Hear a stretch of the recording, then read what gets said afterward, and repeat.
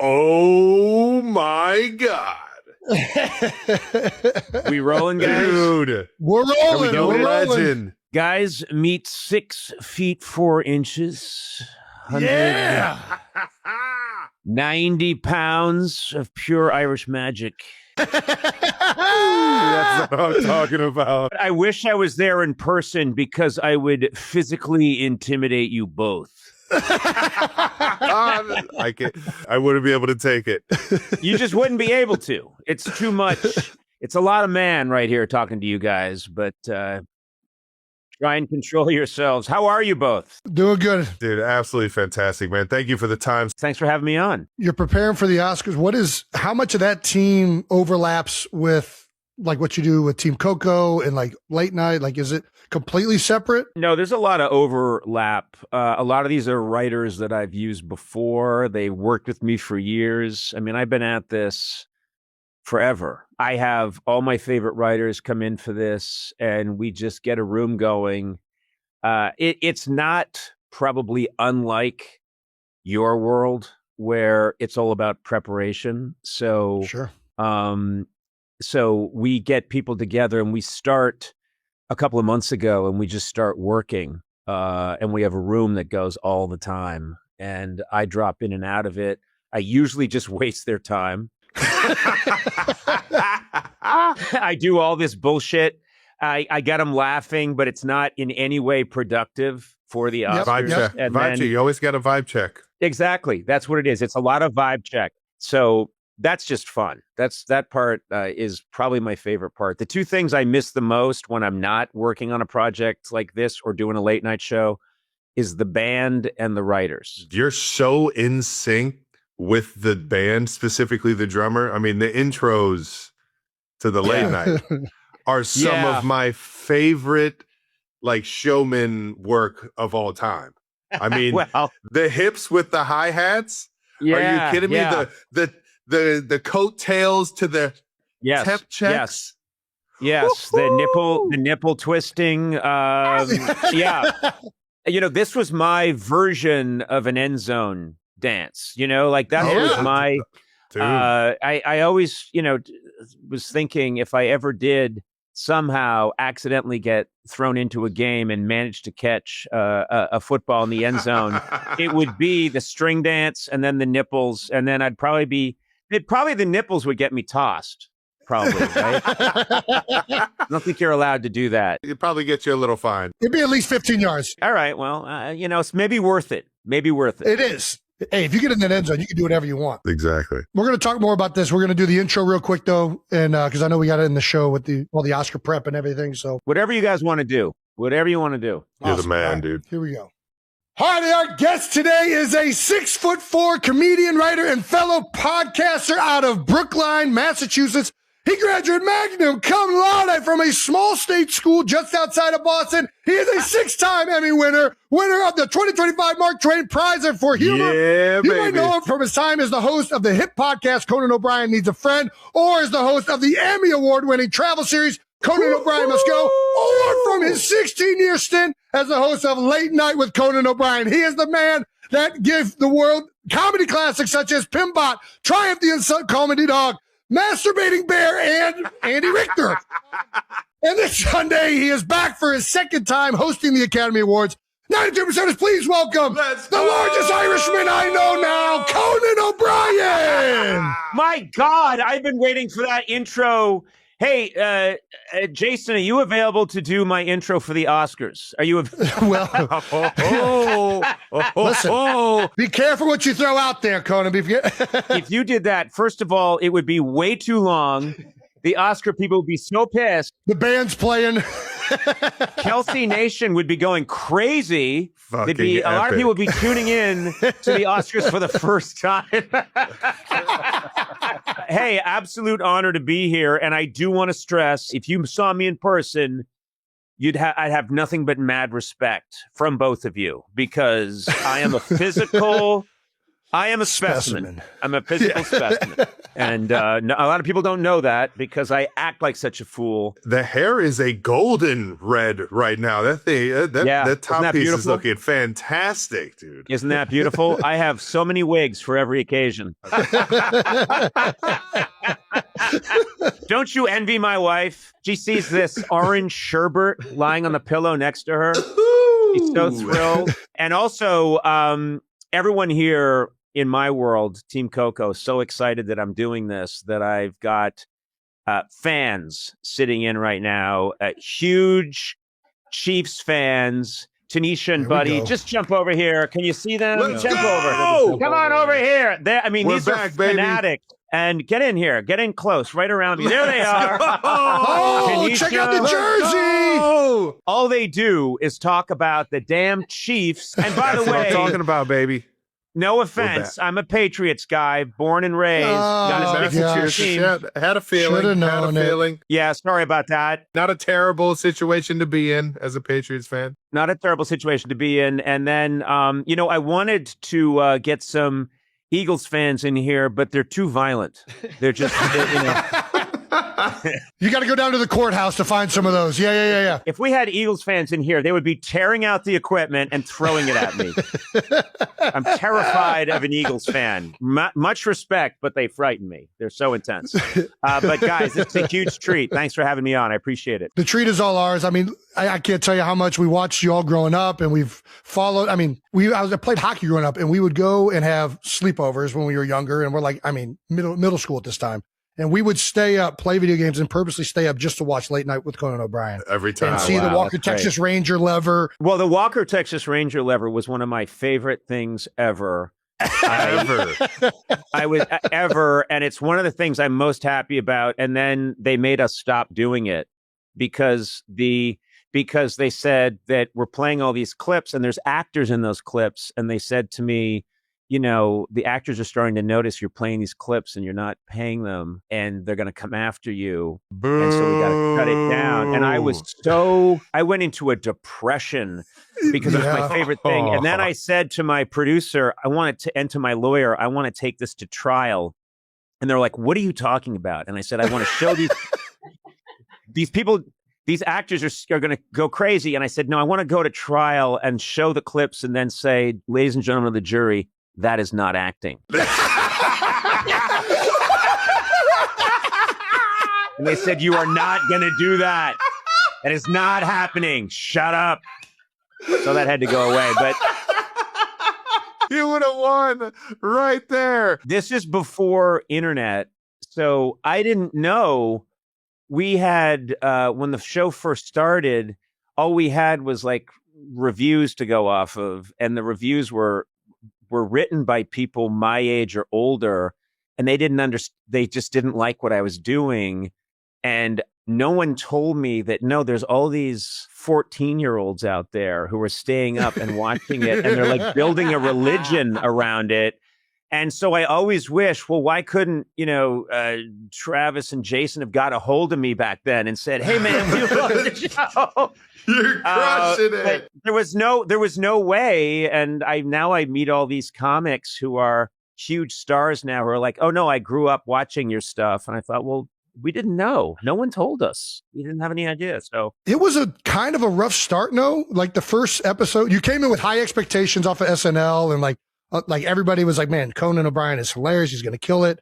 And the only reason I know this is because I tried my hand at a late night show this year. One of the hardest things I've ever done, but I had, you had a bunch of my writers. All of them. They were all former Late Night with Conan O'Brien, John Glazer, Tammy Sager, Andy Blitz, and Kevin Dorff. All those, they were all writing on the show. It was so hard and daunting. And they knew what a fan I was of your stuff. And they said like, it wasn't easy for Conan when he just got started. Like it took him a while to like really get into it and everything. So I don't know why I'm bringing this up now, but yeah, go ahead. It's like anything else where, again, I think there are probably some analogies to your guys' profession where, you come up, you think about comedy all the time, you're obsessed with it. And then finally you get your show. But I was 29 when I auditioned. I had never done anything on television. And so, it's one of those situations where I was thrown in, as a rookie And I'm just getting sacked left and right. It's kind of a disaster. We were doing the kind of comedy that I wanted to do, which was very strange and stuff that I really believed in and that my head writer, Robert Smigel, really believed in. So we knew we were doing what we wanted to do, but I had to learn a lot. I had to kind of learn how to, in your world, it would be like see the field and figure out how it all comes together and gels. And the only situation was you're just out there alone. You're one of just a few late night hosts. This is back when there weren't any. And I mean, there were very few. And so there's a lot of focus. There's an incredible amount of focus. So yeah, we barely survived that first year and a half, 2 years. I always thought I was going to get canceled. And, but then it started to gel. And then it started to click, but I think I started in September of 93, and I don't think it really started to click with Americans until like 96. It makes sense too, looking back at it though, because a lot of the stuff ended up, you're building like this atmosphere within the show, right? Like there's like so many pieces and characters and bits and things that take time to really take foot for like fans watching. But once they're in, it's like, this stuff is gold, man. It is hilarious and the fans love it. And I feel more like, and maybe I'm wrong on this, but it feels like you almost more than any of the other late night show hosts. There's like a level of fandom that is like to a diehard nature. Like people absolutely love Conan O'Brien with like an infatuation. He's so spot on. And I've always actually wondered, why haven't you done more acting? Oh, well, I've always in my mind, like, man, he's so good. He could do all of it. He's got the full gamut. Yeah. But I feel like you haven't, like, I don't know. Am I off on that? No, you're not off. You're off about a lot of things, but I am off. This is, Travis, you're so off on just about everything, but and I'm getting this from Jason, but he's got a lot of complaints. No, you're absolutely right. Here's the problem. I just love what I do so much that the idea of me being in like a buddy cop movie, if it's comedy, I would be excited to do it. And I did a serious acting role this year with Rose Byrne for this movie, If I Had Legs, I'd Kick You, which did really, she's nominated for an Oscar, and that was exciting to try.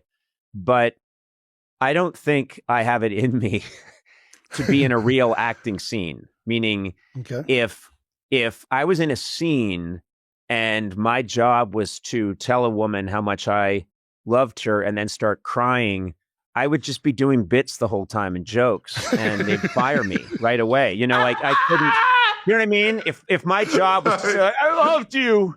I love you so much.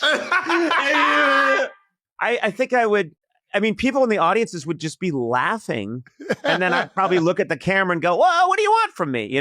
So. No, that makes all the sense in the world. She's grieving about her father just dying, and I'm like, you'll get another father. What's the big deal? Fathers are a dime a dozen.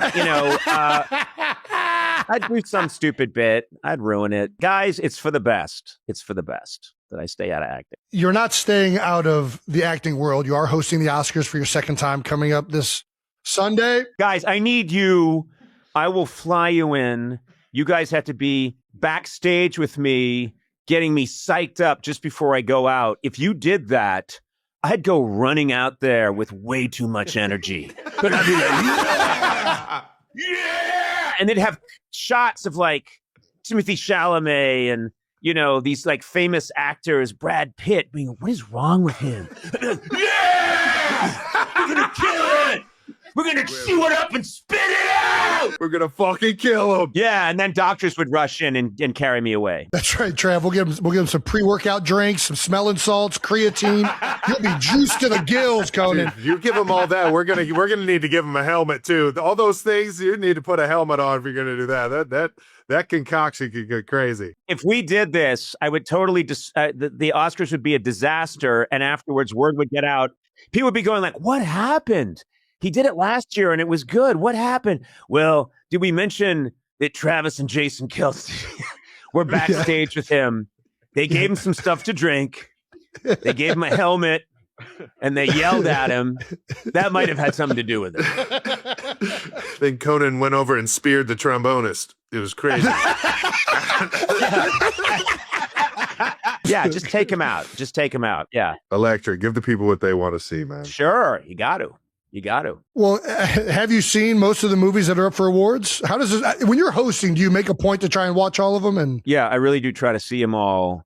And this was a great year. I mean, this was a year where there's big stars in the films. There's a lot of great movies. There's, box office hits. I mean, movies that did really well. So I watched them all and I thought this is a great crop of movies. So it's a good year to host. I was excited about it. You had a Kendrick Lamar joke last year that you bet one of your writers on that whether it was going to work out or not. Oh, no, I didn't bet him. My producer did. One of my writers wrote a joke. And I think it was, I'm trying to think of it, what it was. It was like, well, we're halfway through the show. And Kendrick Lamar had just done the Super Bowl halftime show. Yep. And who was he feuding with? Drake. It was Drake. That's right. It was Drake. Drake. And so, these feuds, I try and keep up with them. Rap beef, man. The rap beef. Yeah, I said, hey, we're halfway through the show, which means it's time for Kendrick Lamar to call Drake a pedophile. And it destroyed, and people went crazy for it. But just before I went out, my producer, Jeff Ross, was like, that joke's going to bomb. No one's going to get it. And I'm like, are you kidding me? And so he bet the writer of the joke. And as I walk backstage, I see my producer handing him like $100. Better than I thought. Yeah. But I was never in doubt about that one. Are there any jokes you're worried about this year? How do you go sussing out which ones make it and which ones don't? Probably one of the best things to do, which I've been doing now for about 2 months, is I go to clubs and I show up as a surprise. And I go to far-flung clubs, like really clubs that are way out there. Jason, could you imagine just sitting there and Conan walks out? What? That'd be a nice surprise. So cool. It's fun. And you go to these places where, I mean, sometimes it literally is like a little comedy club in the back of a bowling alley in Covina, and there's no, like, the bathroom door is busted, so they say just use the alley. So I was in an alley in Covina pissing up against a wall before I did my set, and I thought, I'm hosting the Oscars in like 5 weeks, and I'm pissing in an alley in Covina. And I just thought, like, this is amazing. I love this. This is what it takes to be the best. Yeah, you've got to go urinate in an alley if you want to be. I'll be probably doing that just before the Oscars. Minutes before, I'll say, do you guys have an alley? Like, what are you talking about? I'm superstitious. Yeah, I'm superstitious. I need an alley right now. And I need 9 quarts of water. I think we just seen him grow as a quarterback. His talent level goes far beyond more than his ability to instinctually just go out there. He's playing a step ahead. And he's almost playing chess out there in terms of he's got 3 or 4 moves already in his pocket, depending on what the defense does. And that's what's going to make him the greatest to ever go down. And I love playing with him. And he's nonstop, always trying to find ways to make himself better for this team. And you saw that.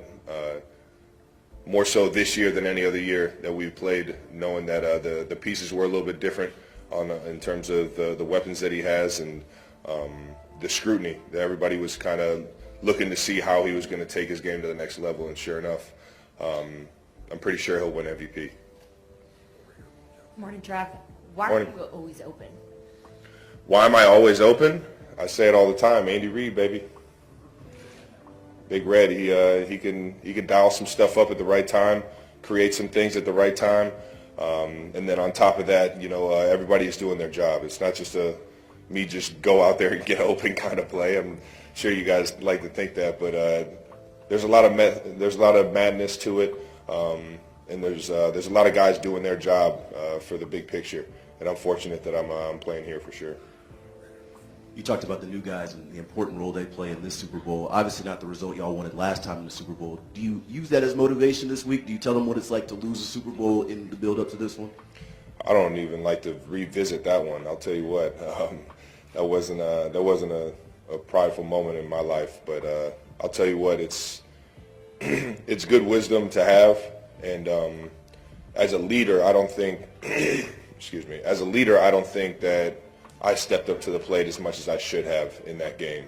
And that's where it really burns me. So I'm just focusing on myself to be able to be the best leader that I can, the best teammate that I can come game day. And, not put my team in a position like I did the last time we were in the Super Bowl. Travis, right over here. Given it's year 10 for you, what did you feel like was your toughest challenge this season, and what was necessary to overcome it to get to this point? Every single season has their challenges, and I feel like this year for me it was keeping the body at full strength. That was probably the biggest thing for me. Week in, week out, you always try and get back to 100%, and in this league towards the end of the season, especially with the 17th game now, man, it's tough to try and get back to that top physical form, and especially the older you get. I'm sure everybody can account to that, but it's there's that aspect, and then the challenge of the injuries around you and things like that. But for the most part, for me, it was week in, week out, trying to get my body back to playing in the best physical form that I can. Travis, you talked a minute ago about Pat maybe winning an MVP. What would that mean to you and really the rest of the guys in the locker room if he did win that award? Really, it's just it's something that I know at the end of his career he's going to be able to hang his hat on. But Pat doesn't walk into that building thinking I need to be the MVP. He walks in that building trying to find the best way to beat the opponent that we have that week. And he just goes out there and he plays the style of football that he does. He has fun doing it with the guys that he has around him, and we rally around that. We rally around that excitement, that want for and that desire to win with the guys next to us, man. It just makes coming into the building that much more fun. Travis, here in the middle. Hi. You and Patrick Mahomes have a very special relationship, and you've talked a lot about the play-by-play mentality. With Mahomes coming off an injury and having a harder time getting out of the pocket, how are you and the rest of the offensive line planning on creating opportunities to move the ball down the field? Yeah, I mean, that defensive line is arguably the best in the game this year, and a big reason why they're here in the Super Bowl. And it's going to be a big task. But I know our offensive line, everybody that's in the run game and pass game in terms of having to deal with the front and protecting Pat, we're all pretty locked in on the task at hand. And we know it's going to be a challenge. We know that they got some real dogs up front. And even if they get to Pat once or twice, man, we got to find a way to still move the ball downfield and have success. Ruth Biggis with KC Cares. You and your brother are having a lot of fun with this. You're setting history. What's important about that situation, and what do you have to say for the folks back in Cleveland who are your second biggest fans? I'll tell you what, I love Cleveland to death. The east side of Cleveland, where I grew up, it's given me so much in terms of my passion for sports, my passion for life, my passion for the friends and family that I have around me. And I know the Heights is proud. We're representing you guys in the biggest stage that we could possibly represent you on, and it's just there's a lot of pride for not only the city but the people back home.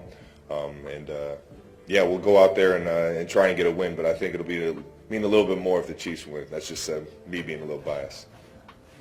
All right, we got three more. Young lady here, Sam, Albert. Hey Travis, this is sort of playing off Diana's question about always being open. Chad told me a couple weeks ago that he thinks it's because you were a high school quarterback and you know how to set up coverage, you understand leverage, all of that. How much does that experience having played quarterback in high school play into the player you are at tight end now? Initially, I really didn't. Going into the tight end position, man, it was a pretty big struggle. I'm not gonna lie. I didn't feel comfortable running routes. I didn't feel comfortable blocking. It took really a full year to 2 years up until my senior year in college to really kind of hone my own craft. And then it changed as soon as I got to the league. I went from really being a wide tight end, an inline tight end, to kind of this new creation that you see Coach Reed and the offensive staff really creating for me in this offense. And making that transition, I think, yeah, you have an understanding of what that quarterback is going through back there. You have an understanding of the progression on this play. You have the understanding of, all right, versus this defense, this is where I need to go with the ball. And if you have that kind of mindset, if you're in the quarterback's mind and you're thinking with him and the chemistry is there, there's certain things you can do when you run routes to get open or to just make that guy's life that much easier. And that's my job. My job is to go out there and paint a picture for the quarterback to make his job that much easier, a clear-cut, decisive picture of where to go with the ball. And from that point on, as soon as I get it in my hands, it's just that's when the fun starts. So it's just, I guess being a quarterback definitely helped out a lot because I get to understand I kind of understand the conversations and the things that are going on in the quarterback's head. But at the end of the day, I feel like everybody's got to have that quarterback mentality or that quarterback mindset on reading the defense and adjusting depending on what they're presenting. Hey Travis, you spoke a couple days ago about the support that you received from some of the Cincinnati coaches the year that you weren't playing. What kind of role did your brother play too in that, and the support that you received from him? Man, when I got removed from the team, I got my scholarship took, so I was actually staying with my brother. I was in his room in his house, kind of like two brothers growing up living in the same room. So in terms of rent, I wasn't paying rent. In terms of food, he was helping me with food. So I was literally living off him for quite a while down there, and he was my lifeline. And that being said, every single day I was trying to do the right things. And he went into the coach's office and actually talked to numerous coaches and numerous people in the Cincinnati staff to try and give me another chance to be on the team. And I'm forever in debt to this guy for putting his name, our name, just putting his honor on the line to give me another chance. And so when I say I owe it all to him, I really do. Travis, earlier to a question you said your work to not put your team in the same position you did last time you were in the Super Bowl. What do you mean by that? And is that something that's obviously stuck with you for the past couple of years? I mean, through every single game you're going to have those ups and downs, and unfortunately we had a lot of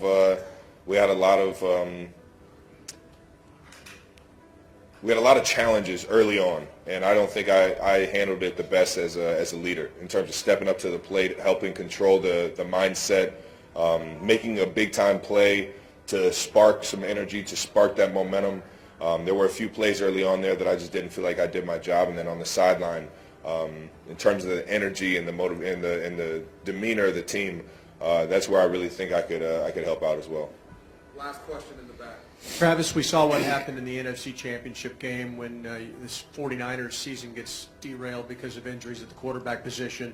People have talked about the possibility of you having to be emergency quarterback. What about Blake Bell? Who's the better quarterback in that room? I'm going to say Blake Bell by a landslide, man. He's actually gone in a college game, and I believe it was Oklahoma versus Oklahoma State, I think. He went down there, a 2-minute drive or something like that. I've seen a little bit of the highlights, and I've seen him play. And just throwing it around on the field. Yeah, I'm taking Blake Bell over me for sure. Taylor Swift and Travis Kelce are fast approaching their rumored wedding date, but the timing of the nuptials has started to stir up some controversy. The couple is rumored to be tying the knot in June, with reports indicating they chose a swanky venue in Rhode Island, not far from a home the singer owns there. But the date may clash with one of Swift's famous recent relationships, drawing some unwanted attention for the singer and the Kansas City Chiefs star. As Radar Online reported, Swift and Kelce's wedding will take place within weeks of Maddie Healy, who briefly dated the singer. According to reports circulating within entertainment circles, Swift and Kelce are expected to marry on June 13 at the Ocean House Resort in Rhode Island, the report noted. The pair began dating in 2023 and became one of pop culture's most closely watched couples before reportedly becoming engaged last year. Meanwhile, Healy proposed to Gabriette Bechtel in 2024, and their wedding is believed to be scheduled for July, with guests expected to travel to California for the ceremony. The timing has revived interest in Swift's relationship with Healy, the report noted. The short-lived relationship provided much inspiration for Swift's The Tortured Poets Department album in 2024, which is believed to have several non-flattering references to her time with Healy. Kelsey appears to be leaning toward a return to the Chiefs, one insider shared. In a radio appearance this week, ESPN reporter Nate Taylor shared that Kelsey does plan to play another season. "He's coming back, guys," Taylor reported. "Every indication I've gotten is that Travis Kelce is looking forward to coming back. When we'll know that for sure? That's really his prerogative."